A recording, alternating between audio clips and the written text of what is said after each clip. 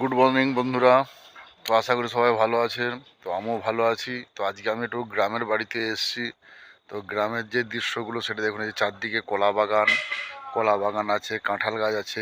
হ্যাঁ, এটা দেখুন বিভিন্ন গাছ। এটা হচ্ছে আমাদের গ্রামের বাড়ি। এই যে এখানে সব সবজি চাষ করা হয়েছে, যেহেতু এখন শীতকাল, এখন পুরো চারদিকে যে সবজি চাষ করা হয়েছে, এটা হচ্ছে খেসারি কড়াই গাছ। ওইখানে পালং শাক আছে। এই যে এখানে পালং শাক আছে, মটরশুঁটি আছে, ওলকপি, হ্যাঁ, ফুলকপি, বেগুন, বিট, সব রকমই চাষ আছে। যে এখানে সব আমাদের ভাইদের চাষ আছে। লাল শাক, পিড়িং শাক, সব বিভিন্ন রকমের শাক এখানে সব চাষ করা হয়েছে। তো শীতকালের গ্রামের যে দৃশ্যটা, সেই দৃশ্যটাই পুরো সম্পূর্ণই আলাদা। তো বেশ কুয়াশা কুয়াশা ভাব দেখতে পাচ্ছেন একদম। তো চারদিকে কুয়াশা কুয়াশা মতো। আর আপনারা এইভাবে আমাকে সাপোর্ট করুন, যেইভাবে আমাকে সাপোর্ট করছেন, এইভাবে আমাকে সবসময় সাপোর্ট করুন, যাতে আমি